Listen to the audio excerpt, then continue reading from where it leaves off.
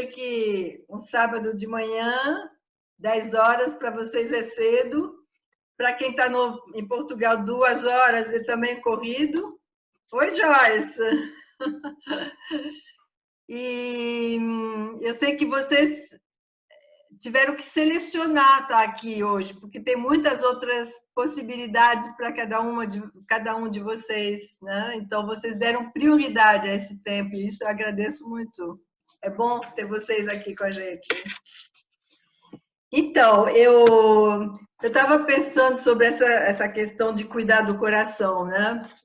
A palavra diz que sobre todas as coisas, né, cuide do seu coração, porque dele procede as fontes da vida. E nesse momento de pandemia, mais do que nunca, a gente precisa cuidar do coração. A gente tem visto que as fases emocionais dessa pandemia, elas estão muito parecidas com as fases identificadas por Elizabeth Kubler-Ross como pacientes terminais. Que a primeira fase é a negação, e a gente viu muita gente negando a gravidade do Covid, achando que era uma gripezinha, que não ia ser nada, que brasileiro tira de letra. E aí depois vem a fase da raiva, quando começa a cair a ficha que é grave, aí a gente tende a buscar culpados, né? E aí começou a ter agressão aos chineses, por exemplo, ou mesmo descarregar dentro de casa, onde a gente vê um aumento da violência doméstica. Aí vem a fase da barganha, né? De dizer, mas se eu conseguir, se eu botar máscara, ou se eu deixar o celular em casa, posso sair rapidinho, ninguém vai ver. E a gente vê que isso, né, não funciona. Aí vem a fase da tristeza, que cai a ficha da realidade e começa a entrar numa fase de luto, né? De começar a ver as perdas reais que estão acontecendo, perdas humanas, perdas financeiras, perdas de possibilidade de estar com as pessoas, etc. E essa fase é fundamental, todas essas fases são importantes até chegar a uma aceitação que não seja apenas resignação. Ou seja, a raiva faz parte, a tristeza faz parte, para daí chegar a essa resiliência, a essa capacidade de aproveitar esse sofrimento e sair da crise melhor do que a gente entrou. Aproveitar esse momento para crescer. Eu lembro da frase do Viktor Frankl, né, que experimentou isso em campo de concentração, de pessoas submetidas exatamente à mesma situação, reagem de forma diferente. Uns se deixam morrer, outros fazem aliança com o inimigo para ter privilégios, e outros vão tentar ajudar quem está do lado, outros tentam apenas sobreviver. Então, ele coloca assim, quando não podemos mudar uma situação, somos desafiados a mudar nós mesmos. Então, nesse momento de pandemia, tem muita coisa que não depende da gente. Mas cuidar de nós e aproveitar esse momento para crescer emocionalmente, espiritualmente, rever o nosso projeto de vida é fundamental, né? Aproveitar para que esse sofrimento não seja estéril. Eu lembrei também da oração do pessoal que participa dos Alcoólicos Anônimos, né? Que é uma oração, eu acho, muito sábia, onde pede assim para aceitar aquilo que não posso mudar, coragem para mudar o que me for possível e sabedoria para saber discernir entre as duas. Então, é exatamente isso. Tem coisas que não dependem de mim, e essa realidade que não depende de mim eu preciso aceitar. E aquilo que depende de mim, então, dá passos concretos para sair da passividade, do processo de autocomiseração, de vitimização, de murmuração. Porque não se trata apenas de ficar em casa, mas de ficar bem em casa, né? De aproveitar esse tempo. E a gente pode lembrar também que o holograma chinês para a crise é perigo e oportunidade.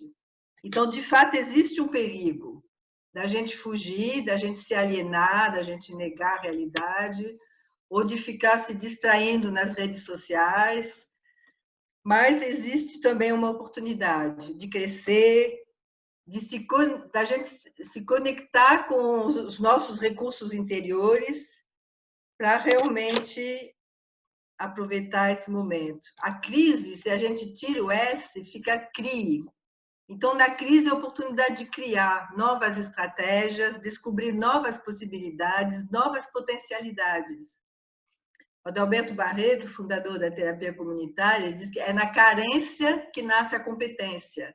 Né? Então, transformar a carência em competência, essa é uma responsabilidade nossa.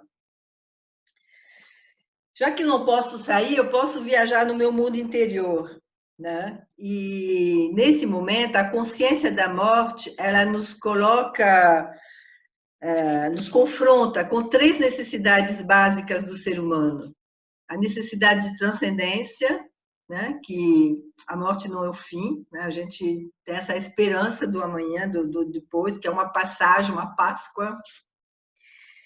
Sentido existencial, o que eu estou fazendo com a minha vida? Qual o sentido de estar aqui viva? Por que Deus está me sustentando aqui? Né? Qual a minha vocação?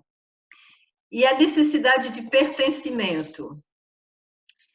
Então, muitos têm experimentado a solidão. A solidão vem com um sentimento de abandono. Mas é importante perceber que esse abandono, muitas vezes, é um autoabandono. Eu acho que isso é muito bem retratado por Brennan Manning no livro O Impostor que Há em Mim, onde ele mesmo tem esse testemunho de que com 3 anos ele já fez uma cisão com as suas emoções para colocar uma capa de invencibilidade e conseguir passar pela vida sem muito sofrimento. Então, muitos de nós fizemos isso. Nós nos alienamos da nossa criança interior para fugir do sentimento de vulnerabilidade, de fragilidade, de rejeição, de incompreensão, esse sentimento de inadequação, de insegurança. A gente foi se alienando da gente para sobreviver, para fugir da dor. E a partir disso, nós desenvolvemos alguns padrões para tentar ser reconhecido, ser amado, ser valorizado. Então, de certa forma, a gente amputou algumas coisas importantes da gente para poder corresponder à expectativa das pessoas à nossa volta. Isso é particularmente grave em famílias onde a criança teve que assumir um papel adulto para suprir alguma deficiência dos pais. Então, como é importante eu perceber qual foi o meu lugar na família, que marcas eu carrego da minha infância, e acolher essa criança dentro de mim. Porque essa criança tem feridas que precisam ser curadas, mas também tem muitos recursos que precisam ser resgatados. A criança, ela é sábia. Por isso, Jesus fala, quem não se fizer como criança, não pode entrar no reino dos céus. A criança, ela é sábia, primeiro porque ela é humilde. Ela não faz de conta que sabe, ela sabe que não sabe. Então, ela tem essa curiosidade, esse desejo de aprender, essa abertura para o outro. Ela é espontânea, sem fingimento. Se ela está triste, ela está em contato com suas emoções. Se ela está triste, ela chora, daqui a pouco ela ri, ela expressa, ela pede colo, ela é ela mesma. A criança ela é capaz de se maravilhar. A criança está conectada com o sobrenatural. Ela enxerga as coisas melhor do que o adulto, que já vem com o seu olhar formatado, né? A criança ela é simples, ela é despojada, ela é criativa, ela é intuitiva. Então, são muitas características e muitos recursos que a gente precisa resgatar. Essa espontaneidade, a criança inteira, ela vive no presente. Ela tem essa capacidade de brincar, de transformar tudo em lúdico, de inventar brincadeiras com 2 pedaços de pau. Essa capacidade, então, esse bom humor, essa capacidade, essa leveza que nós adultos perdemos, que precisamos resgatar. E por conta dessa alienação dessa criança, nós nos tornamos analfabetos emocionais, adultos analfabetos emocionais.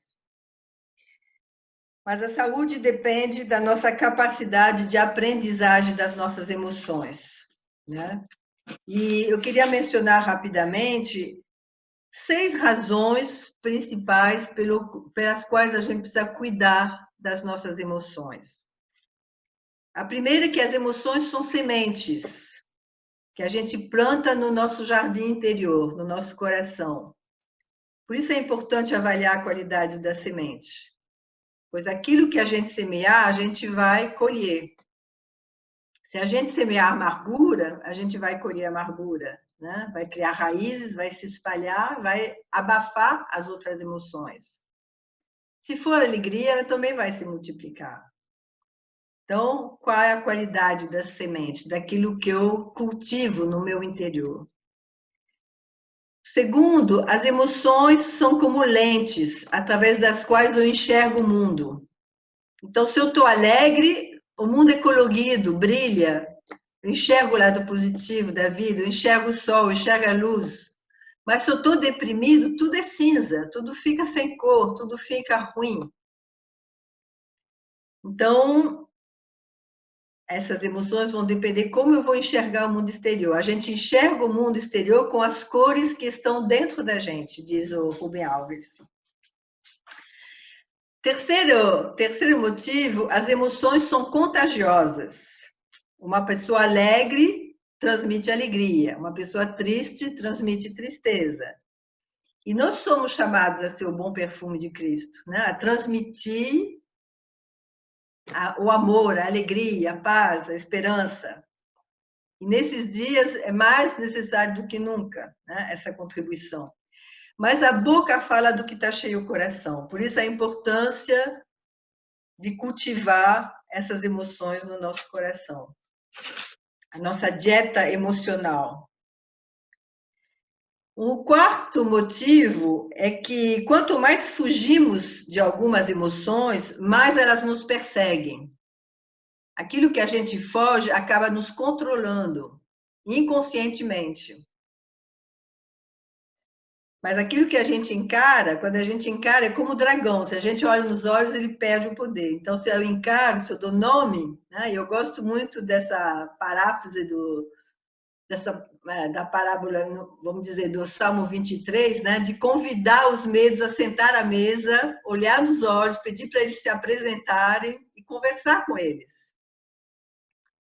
Deus me unge para poder encarar os meus inimigos internos, essas emoções negativas no meu coração.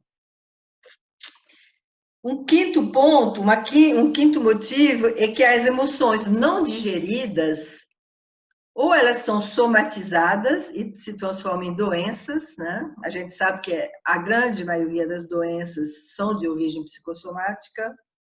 A Bíblia fala isso bem claramente, né?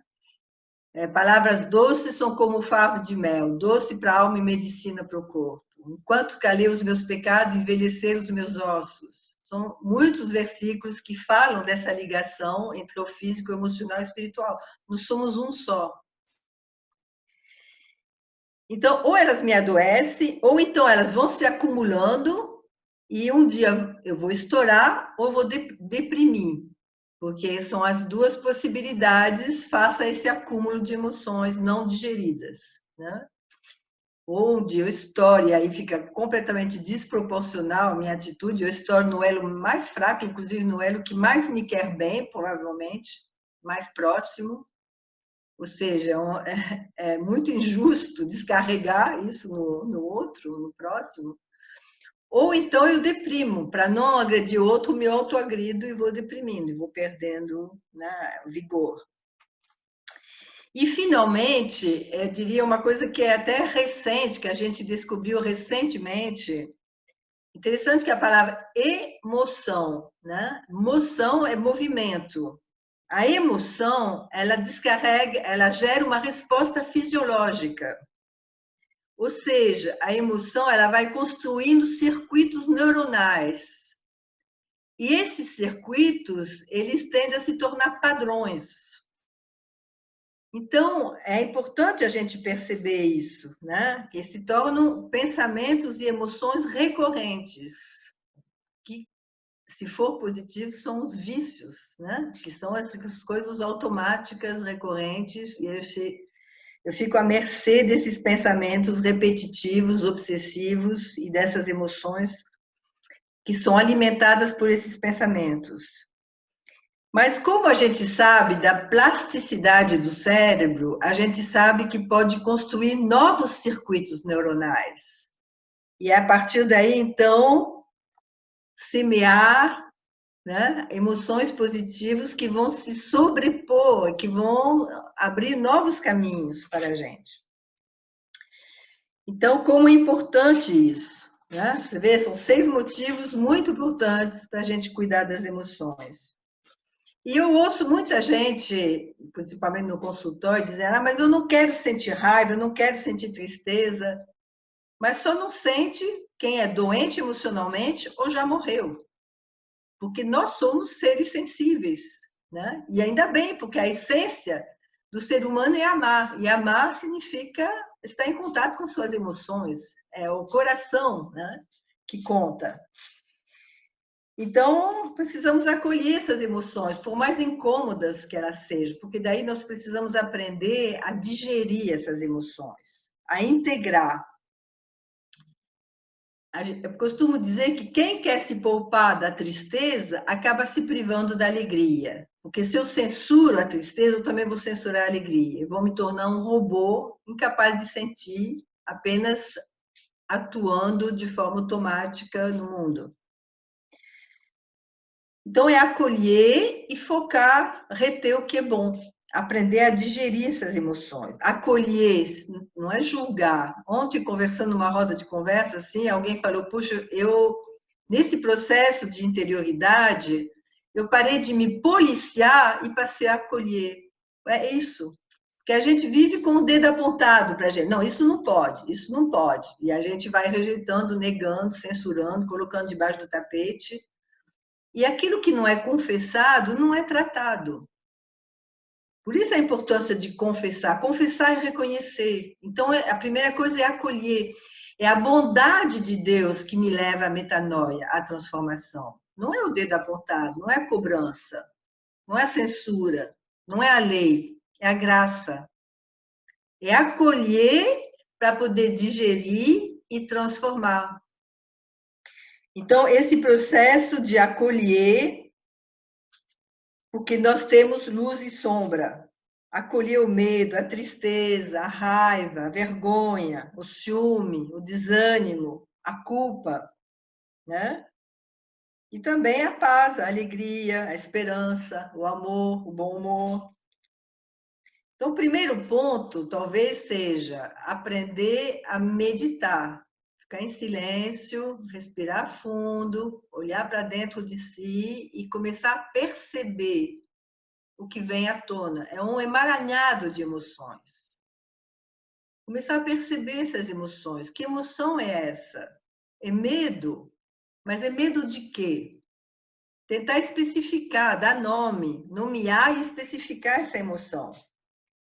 E começar a conversar com essa emoção. Será que essa emoção é de agora ou já tem uma história antes? Será que essa emoção é proporcional ao risco? Porque ter medo é saudável. É importante ter medo do Covid e dizer: eu vou me proteger. Mas não pode ser um medo que me paralise. Ou um medo... A gente vê que todas essas etapas que a Elizabeth Kubler-Ross identificou, o que está por trás é o medo. É o medo que me leva à negação, é o medo que me leva à raiva, que me leva à barganha, que me leva à tristeza. Então, é importante acolher esse medo e, ao mesmo tempo, começar a perceber, né? De onde vem? Que medo é esse? O que ele me diz? Por que você está com medo, minha alma? Né? Davi diz: por que você está ansiosa, minha alma? E aí perceber qual a necessidade que está por trás desse medo.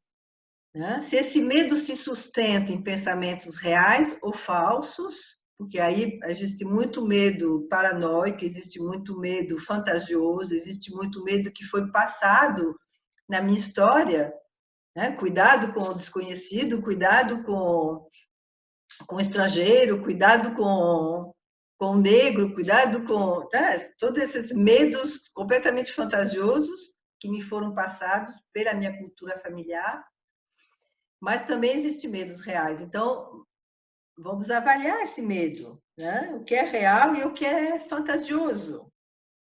O que é proporcional e o que vem de antes, que precisa ser tratado, desse medo dessa minha criança que tinha medo de ser abandonada, que tinha medo de não corresponder, né, à expectativa, tinha medo da censura. Então, olhar para essas emoções, conversar com elas e entender a necessidade que está por trás, porque aí eu tenho recursos em Deus para lidar com essas necessidades, né? Por exemplo, o medo é o amor que lança fora o medo. Então, nesse momento, esse amor de Deus ele já foi provado, já foi confirmado na cruz. Deus provou seu amor por nós, né? Deus nos acolhe sendo pecadores, incondicionalmente. Cabe a mim abrir a mão e receber esse amor. Ele já deu esse amor. Então, esse amor está disponível. Eu que tenho que me permitir me ancorar no amor de Deus para poder caminhar sem medo, né? Então, é um processo de buscar os recursos espirituais e emocionais que eu tenho, esse recurso, inclusive, da minha história, da minha experiência de vida, e, eventualmente, buscar ajuda, porque se eu não encontro maneira de lidar com essa emoção, é saudável, é maduro pedir ajuda. Então, reconhecer a emoção, o que está por trás e lidar com essa emoção. Eu acho que, por exemplo, a preocupação é um sofrimento estéril, inútil, porque é sofrer antecipadamente por alguma coisa que pode ser que não aconteça. Então, nesse sentido, eu preciso lidar com essa emoção e dizer, não, peraí, mas hoje, o que depende de mim hoje? O que eu posso fazer hoje? Viver no presente. Basta cada dia o seu próprio mal. Deus renova a sua misericórdia sobre nós a cada dia. Então, quais são os recursos que eu tenho hoje para lidar e quais são os obstáculos que eu tenho para enfrentar hoje? Eu vou lidar com o que eu tenho hoje, né? E, então, por exemplo, Davi ele fala, eu fiz calar e sossegar a minha alma. Eu peguei minha alma no colo. Ô, alma, você está preocupada? Mas não adianta você pensar no futuro. Vamos pensar no hoje. Hoje Deus está cuidando. Hoje Deus está renovando o seu amor. Hoje vamos nos chamar por Deus. E vamos nos aquietar nele. E vamos nos renovar nele. Ser adulto é ser pai e mãe de si mesmo. Então, é suprir essas necessidades. Enquanto a gente não supre, a gente acaba esperando que o outro vá suprir. E com isso, a gente constrói relações de dependência. Relações em que o outro vai se sentir usado para suprir os nossos buracos. E ele não pode suprir. Então, só vai gerar frustração. Frustração minha e frustração do outro. Cabe a mim cuidar dessas minhas necessidades emocionais, né? E Deus me capacita para isso. A raiva, qual a necessidade que está por trás da raiva? Muitas vezes é a necessidade de ser ouvido, de ser acolhido, de ser respeitado. Mas então eu preciso começar para me respeitar, para me ouvir. Porque como posso esperar que o outro me respeite se eu não me respeito? Né? A tristeza tem uma necessidade de consolo, acolher essa alma triste, né? Vem cá, minha alma, né? Vem cá, vamos buscar esse consolo em Deus. A frustração, muitas vezes, tem a ver com expectativas irreais. A gente coloca expectativas sobre o outro e, claro, como eu falei, vai se frustrar. Então, por que eu estou frustrada? De onde vem essa frustração? O que eu estava esperando? A dúvida faz parte da fé. A gente ter fé e dúvida ao mesmo tempo, acolher essa dúvida e reafirmar aquilo que está claro. para que aquilo que está claro seja mais forte do que a dúvida. Mas não se trata de negar as dúvidas. A gente não vai ter resposta para tudo hoje. Tem coisas que a gente precisa acolher e aceitar a dúvida, porque o nosso pensamento é limitado. A gente não tem o quadro inteiro, né? Então, esse processo de acolher a fragilidade e a força. E quando sou fraco, aí é que eu sou forte. A gente vive numa sociedade onde precisa negar a fragilidade, não pode ser vulnerável. Mas é na fragilidade que eu encontro a verdadeira força em Deus, né? É quando eu reconheço a minha impotência que eu posso me lançar em Deus e descansar nele. A fé é a certeza das coisas que não se veem, né? Então eu vou me lançando. Então isso vai fortalecendo a minha fé. Então, uma maneira é olhar para dentro de si, nomear essas emoções, conversar com ela, escrever o que sente, ajuda muito, porque me ajuda a colocar em palavra aquilo que eu estou percebendo. E aí, elaborando e ressignificando e eventualmente compartilhando, porque compartilhando, né, a gente também vai curando uns aos outros. É confessar uns aos outros para ser curados, né? Confessar não precisa ser só pecado. Confessar o que está no meu coração, o que eu estou sentindo, o que eu estou vivendo. Então, é um convite, essa quarentena, para ser uma boa companhia para mim mesmo. E aí eu tenho refletido muito sobre essa questão da felicidade, porque felicidade não depende das circunstâncias. Não falo da felicidade fake do Facebook, eu falo da felicidade interior, como um estado interior.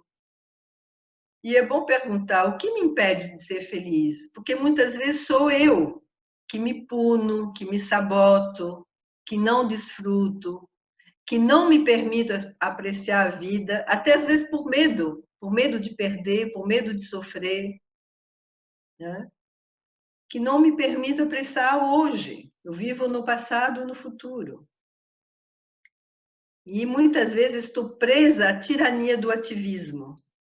Fazer para ser reconhecida, em vez de fazer porque eu fui amada, sou amada, e esse amor me leva em direção ao outro. É muito diferente.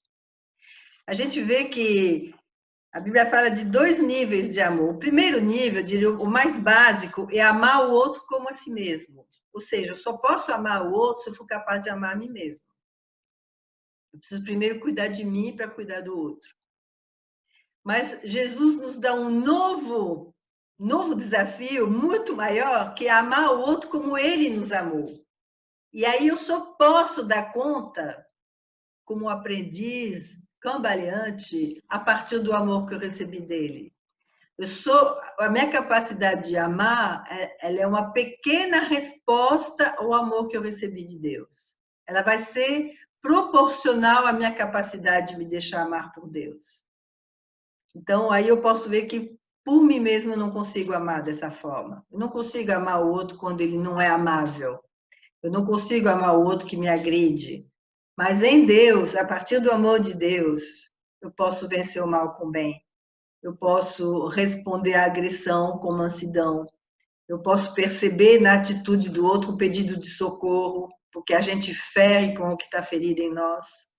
Então, em vez de ver no outro um agressor, eu posso ver no outro um ferido que está aí, perdido. Então, esse processo, né? E como pregou recentemente o Ed René, resgatar o contentamento, né? Que é uma atitude interior que não depende das circunstâncias, que é um equilíbrio interior em Deus, ancorada no seu amor. Eu posso enfrentar o que vier, né? Tudo posso naquele que me fortalece. Paulo fala isso, mas ele enfrentou realmente muita coisa: naufrágio, traição, foi, né, torturado, foi aprisionado, etc. Então, encontrar em Deus esse equilíbrio, né? Isso vem desse processo de solitude, então, de transformar a solidão em solitude, me acolher, ser boa companhia para mim, cuidar do meu coração, em vez de ser escravo do ativismo e ficar à mercê das circunstâncias. Na solitude, eu vou tirando as máscaras, E como diz o Nui, nós vamos descobrindo que não somos o que fazemos, mas o que recebemos. Podemos ouvir a voz de quem nos chama pelo nome, nos ama, nos cura para ser bênção para o outro. Eu sou reconciliada para ser instrumento de reconciliação, né? E aí, a partir daí, eu posso construir relações equilibradas com o outro, equilibradas no sentido de dar e receber, né? Equilibradas no sentido de estar junto para se enriquecer, não para o outro ser bengala ou para ser bengala do outro. E aí a solitude verdadeira, ela gera solidariedade, porque se eu estou em contato com as minhas dores, eu vou ter compaixão com as dores do outro, eu vou poder chorar com o outro. E me alegrar também com o outro. Muitas vezes é mais difícil se alegrar justamente porque a gente não está em contato com as nossas alegrias, né? Então, nesse processo, eu vou zerar pendências, eu vou zerar pela qualidade dos meus relacionamentos, a começar com o próximo mais próximo, rever a minha vocação, as minhas prioridades, os meus projetos e perceber, eu não sou isolada, eu estou isolada fisicamente, mas não socialmente. Eu faço parte da humanidade. E nesse sentido, eu sou parte do problema e parte da solução, né? Cabe a mim viver os valores do reino, cabe a mim ser a mudança que eu quero ver no mundo, cabe a mim participar da construção de um mundo mais solidário, mais justo, né? Mais sustentável. Esse processo de equilibrar vida interior e partilha, devoção e ação, né? Então, são muitas coisas para a gente assimilar nesse momento. E agora eu queria que a gente tivesse um tempo mesmo para conversar. E, assim, conversar sobre, primeiro, qual foi o insight em cima do que eu falei? O que ficou claro para você? O que você vai levar dessa conversa? E também o que você tem descoberto nesse teu caminho de quarentena? De que forma você tem cuidado do teu coração? O que tem te